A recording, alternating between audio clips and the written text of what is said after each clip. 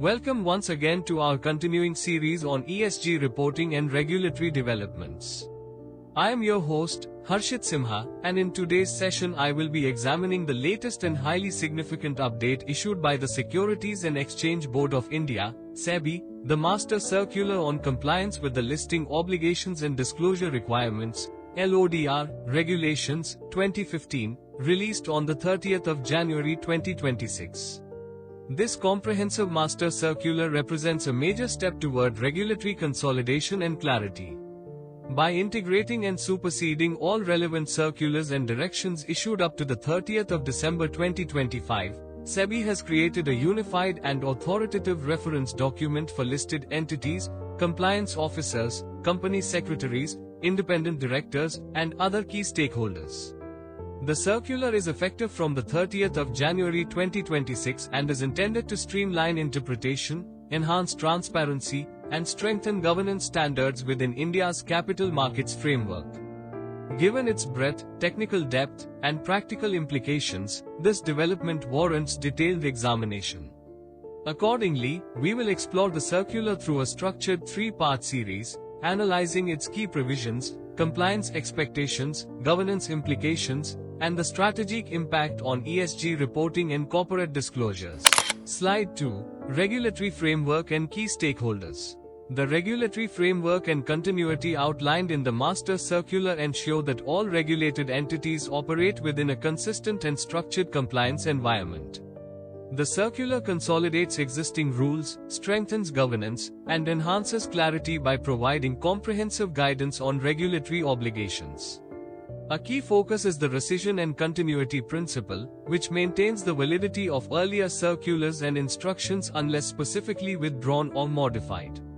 This approach promotes regulatory stability while enabling the seamless transition to updated norms. The framework also emphasizes strong implementation requirements, requiring entities to establish robust internal systems, compliance monitoring, and risk management mechanisms. Access to the circular through official platforms supports transparency and accountability. Overall, the continuity provisions reduce regulatory uncertainty, facilitate uniform compliance across institutions, and support financial system resilience. By ensuring that prior regulations remain effective while integrating new standards, the framework promotes confidence, operational efficiency, and long-term sustainability within the regulated ecosystem. Key stakeholders and applicability. The Master Circular identifies a broad set of key stakeholders to ensure comprehensive compliance and effective functioning of the regulatory framework. These include listed entities, which are required to follow disclosure norms, governance standards, and continuous reporting obligations. Market infrastructure institutions such as stock exchanges, clearing corporations, and depositories play a critical role in facilitating transparent, fair, and efficient market operations. Service providers, including merchant bankers, registrars, share transfer agents, auditors, and other intermediaries, support compliance, monitoring, and investor protection. Industry bodies and professional associations also contribute by promoting awareness, capacity building, and best practices across the ecosystem. Slide 3. Depository Receipts Classification Framework and Stock Exchange Display Requirement. The Depository Receipts Classification Framework provides clarity on the regulatory treatment of shares underlying depository receipts by defining their categorization based on specific regulatory conditions and the characteristics of the holders. It ensures that such shares are appropriately classified for disclosure, compliance, and governance purposes within the securities market. Under this framework, public shareholding includes shares underlying depository receipts only when the holders do not exercise voting or control rights, thereby maintaining transparency and preventing undue influence on company management. The classification also distinguishes between promoter and promoter group holdings, public shareholders, and other investor categories, ensuring accurate reporting and adherence to disclosure norms. This structured approach helps regulators and market participants understand ownership patterns and control structures. By aligning with existing regulations and disclosure requirements, the framework strengthens investor confidence, enhances market integrity, and promotes fair corporate governance. Stock exchange display requirements aim to enhance transparency, accountability, and investor awareness by ensuring uniform disclosure of shareholding information on stock exchange platforms. Under this framework, stock exchanges must implement clear protocols for presenting shareholding patterns in a structured and accessible format. The selective display mechanism ensures that only relevant and validated information is published, particularly where instruments are not issued or where disclosure is not applicable. This approach prevents misinterpretation and promotes clarity for investors and other stakeholders. An important component of these requirements is the protection of permanent account number (PAN) details. Stock exchanges must ensure that PAN numbers disclosed in filings are not displayed on public portals, thereby safeguarding investor privacy and preventing misuse of sensitive personal data. Additionally, depositories are responsible for providing accurate and timely data to listed entities and stock exchanges in accordance with regulatory norms. Slide 4. Core categories of shareholding and its calculation methodology. The framework identifies 3 core categories of shareholding to ensure clarity, transparency, and consistency in ownership disclosure. The first category is promoter and promoter group, which includes founders, controlling shareholders, and related entities that exercise significant influence or control over the company. Their holdings are closely monitored to assess control structures, governance, and compliance with disclosure norms. The second category is public shareholding, which covers individuals, institutions, and other investors who do not form part of the promoter group. This category includes retail investors, mutual funds, financial institutions, and other market participants, reflecting the level of public participation and market liquidity. The third category is non-promoter non-public shareholding, which consists of specific entities such as employee benefit trusts, depository receipt holders, and other strategic investors that do not fall under the promoter or public segments. This classification supports accurate reporting, strengthens regulatory oversight, enhances investor confidence, and promotes transparency in corporate ownership and governance across listed entities. The shareholding calculation methodology provides a structured and standardized approach for determining ownership patterns and disclosure in listed entities. The process begins with clearly defining the 3 major categories: promoter and promoter group, public shareholding, and non-promoter non-public. This classification ensures consistency, accuracy, and transparency in reporting shareholding data across the securities market. The methodology then focuses on calculating total shareholding by aggregating fully paid equity shares, shares underlying depository receipts, and other eligible securities in accordance with regulatory requirements. It also considers disclosures under relevant securities laws and reporting frameworks to maintain uniformity.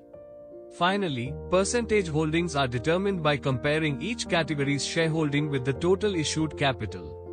This step ensures comparability, facilitates monitoring of regulatory thresholds, and supports compliance with minimum public shareholding norms. Slide 5. Recent amendments to shareholding pattern and dematerialization requirements. Recent amendments to the shareholding pattern framework have been introduced to enhance transparency, strengthen investor protection, and improve the quality of disclosures in the securities market. These changes require companies to provide more comprehensive and structured reporting of ownership details, ensuring that investors and regulators have access to reliable and updated information. One of the key amendments relates to enhanced disclosure of non-disclosure of non-public information, NDP, and promoter-related holdings, where companies must clearly disclose both pledged and unencumbered shares. This helps stakeholders better assess promoter commitments, financial stability, and potential risks. Further, companies are now required to disclose details of outstanding convertible securities, such as warrants, convertible debentures, and other instruments that may lead to future equity dilution. This promotes forward-looking transparency and allows investors to evaluate the potential impact on ownership and control. Additionally, revised formats mandate detailed reporting of promoter and promoter group holdings, including fully diluted share capital, which improves comparability and clarity. Alongside these amendments, dematerialization requirements have been strengthened to ensure greater efficiency, security, and traceability in shareholding. Promoter and promoter group holdings must be maintained in dematerialized form, reducing the risk of fraud, loss, or manipulation. Similarly, most non-promoter holdings are also required to be in dematerialized form to support electronic settlement, improve liquidity, and facilitate regulatory monitoring. Certain government holdings may be exempt in specific cases. Slide 6. Indian Depository Receipts Disclosure Norms. Indian Depository Receipts (IDRs) are subject to specific disclosure norms designed to promote transparency, investor protection, and effective regulatory oversight. Listed entities that issue IDRs must comply with additional reporting requirements beyond standard shareholding disclosures, ensuring that investors in India receive clear and timely information about the issuer's ownership and governance structure. A key requirement is the quarterly disclosure of IDR holdings, which must be submitted within the prescribed timeline after the end of each quarter.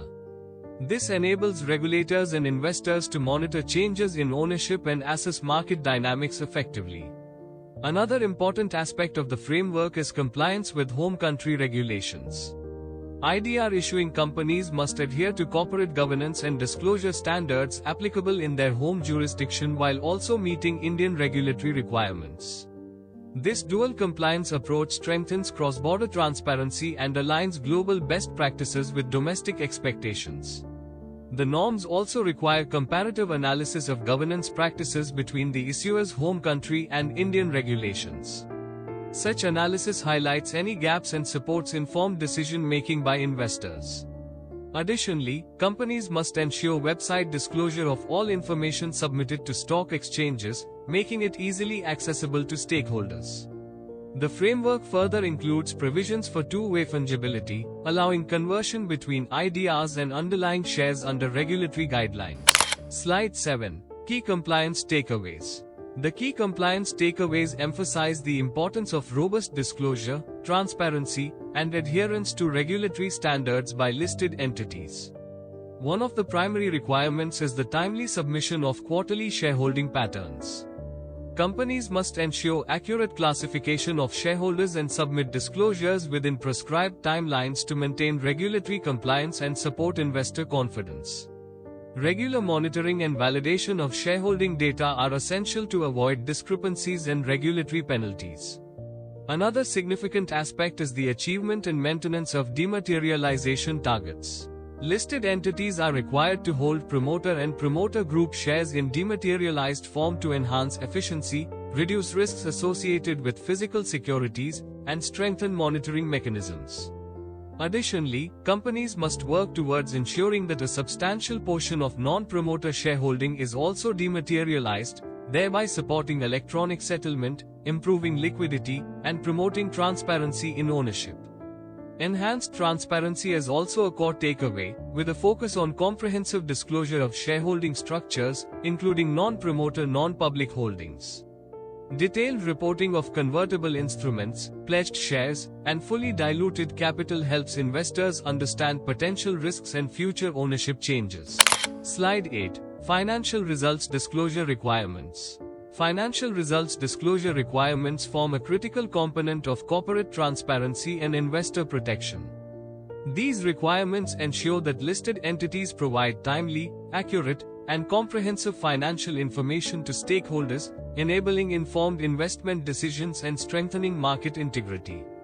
Under the regulatory framework, companies must disclose their financial performance on a quarterly and annual basis in accordance with prescribed formats and timelines. Quarterly financial results are required to be submitted within the stipulated period after the end of each quarter, while annual audited results must be disclosed within the specified time frame following the close of the financial year. The disclosure framework covers standalone as well as consolidated financial statements, ensuring a complete view of the company's financial position, performance, and cash flows.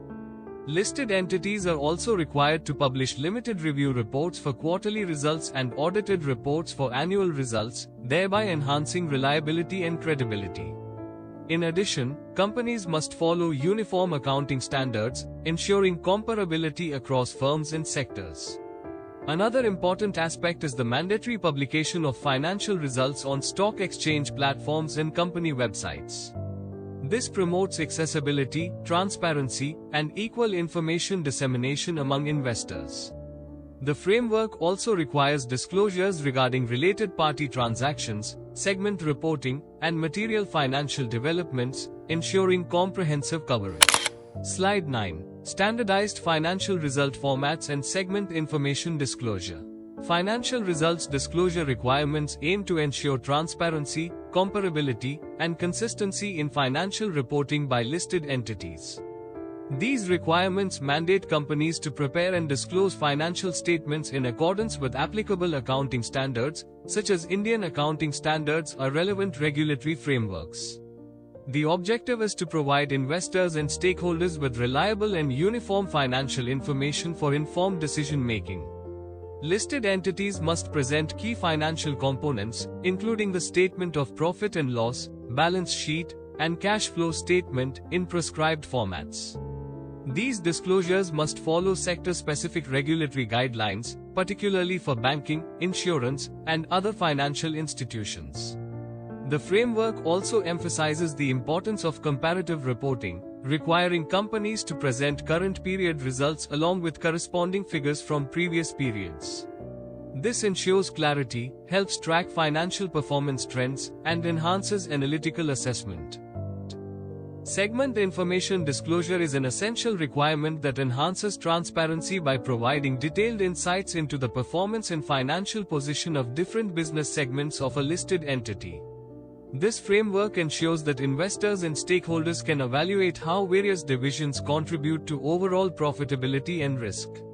Listed entities are required to disclose segment-wise revenue, including inter-segment transactions, which are reported separately and adjusted to present accurate consolidated performance. In addition, companies must disclose segment results, such as profit or loss for each reportable segment, enabling investors to assess operational efficiency and sustainability across business lines. The framework also requires disclosure of segment assets and liabilities, including unallocated items, to provide a clear understanding of resource allocation and financial exposure. These disclosures are prepared in accordance with applicable accounting standards, ensuring consistency and comparability. Slide 10. Disclosure requirements for delayed results. Disclosure requirements for delayed financial results are designed to maintain transparency, accountability, and investor confidence when listed entities are unable to submit their financial statements within prescribed timelines. Companies must promptly identify and communicate any expected delay in the submission of quarterly or annual results. Early disclosure helps investors and regulators understand the situation and reduces uncertainty in the market. Listed entities are required to provide detailed and specific reasons for the delay, such as audit challenges, operational disruptions, or unforeseen circumstances. These explanations must be submitted to the stock exchanges within the stipulated period to ensure timely public dissemination. This promotes fairness and prevents information asymmetry among investors. In addition, stock exchanges play an important role in monitoring compliance and may impose penalties or other regulatory actions in cases of unjustified delays. Continuous oversight encourages companies to adhere to deadlines and improve internal controls. Slide 11. Limited review and audit report formats and impact of audit qualifications. Limited review and audit report formats are essential components of financial reporting, ensuring reliability, transparency, and credibility of financial statements disclosed by listed entities. These formats are prescribed under regulatory provisions to maintain uniformity across sectors and to facilitate comparability for investors and stakeholders. Listed entities are required to submit limited review reports for quarterly financial results and audit reports for annual financial statements. The framework also recognizes sector-specific requirements, with distinct reporting formats for non-banking financial companies, banking institutions, and insurance companies, aligned with their respective regulatory standards and supervisory expectations. Limited review reports provide an independent assessment of interim financial information, offering reasonable assurance regarding accuracy and compliance with applicable accounting standards. Audit reports, on the other hand, provide a comprehensive evaluation of annual financial statements, strengthening investor trust and market confidence. These disclosures help identify financial risks, ensure regulatory compliance, and support informed decision-making. The impact of audit qualifications is significant, as modified opinions such as qualified, adverse, or disclaimer opinions indicate concerns about the accuracy or completeness of financial statements. In such cases, listed entities are required to submit detailed explanations, management responses, and statements regarding the effect of these qualifications on financial results. Continuous disclosure and regulatory scrutiny ensure transparency and accountability. Overall, this framework promotes sound corporate governance, enhances financial discipline, and strengthens the integrity and stability of the securities market. Slide 12. Related Party Transaction Disclosures. Related Party Transaction (RPT) disclosures are a crucial aspect of corporate governance, aimed at promoting transparency, accountability, and protection of minority shareholders. Listed entities are required to disclose all material transactions with related parties in a structured and periodic manner. These disclosures help investors and regulators assess whether such transactions are conducted at arm's length and in the best interest of the company. The framework mandates half-yearly disclosure of related party transactions in a prescribed format, ensuring consistency and comparability across companies. Industry standard reporting formats specify the minimum information to be provided, including the nature of the relationship, value of transactions, and outstanding balances. This ensures clarity and facilitates informed decision-making by stakeholders. The role of the Audit Committee is central to the approval and monitoring of related party transactions. The committee reviews proposed transactions, evaluates their fairness, and ensures compliance with regulatory provisions and internal policies. In addition, material related party transactions require prior approval from shareholders, enhancing oversight and safeguarding investor interests. Slide 13. Information for Audit Committee Review and Shareholder Information Requirements. Information provided for Audit Committee review plays a vital role in ensuring transparency, accountability, and effective oversight of related party transactions. Listed entities are required to submit comprehensive and structured details to the Audit Committee before seeking approval for such transactions. This enables the committee to assess the necessity, fairness, and arm's-length nature of the proposed arrangements. The framework distinguishes between simplified and small transactions. For significant related party transactions, detailed disclosures must include the nature and purpose of the transaction, pricing methodology, business rationale, and potential impact on the financial position of the company. This ensures that the committee can make informed and independent decisions. In contrast, simplified requirements apply to smaller or routine transactions that do not materially affect the company's financials. In addition, the Audit Committee is required to conduct annual reviews of ongoing related party transactions to ensure continued compliance. Provisions for omnibus approvals also streamline the approval process while maintaining adequate safeguards. Shareholder information requirements are designed to ensure transparency, informed decision-making, and protection of minority interests in matters involving related party transactions. Listed entities must provide detailed and comprehensive disclosures to shareholders when seeking approval for material transactions. These disclosures are typically included in the explanatory statement accompanying the notice of the general meeting, enabling shareholders to evaluate the fairness and impact of the proposed transactions. Besides simplified thresholds for RPTs not exceeding 1% of annual consolidated turnover or 10 crore rupees, whichever lower, provide minimum information per Annexure 13A. Not applicable for transactions not exceeding 1 crore rupees. The framework emphasizes clear communication of key details such as the nature of the relationship, value and duration of the transaction, business rationale, and potential risks. It also highlights the importance of transparency, especially where complex structures or multiple related parties are involved. Shareholders must be given sufficient information to assess whether the transaction is conducted at arm's length and in the best interest of the company. Slide 14. Statement of Deviation for Issue Proceeds. It largely relates to Regulations 32(1), 32(2), and 32(3), require listed entities to submit quarterly statements of deviation or variation for proceeds from public issue, rights issue, preferential issue, and QIPs, indicating deviations in use of proceeds and category-wise variation between projected and actual utilization. The statement of deviation for issue proceeds is an important regulatory disclosure designed to ensure transparency and accountability in the utilization of funds raised through public issues, rights issues, preferential allotments, and other capital raising instruments. Listed entities are required to disclose any deviation or variation in the use of proceeds from the object stated in the offer document. This helps investors and regulators monitor whether the funds are being used in line with the originally approved purposes.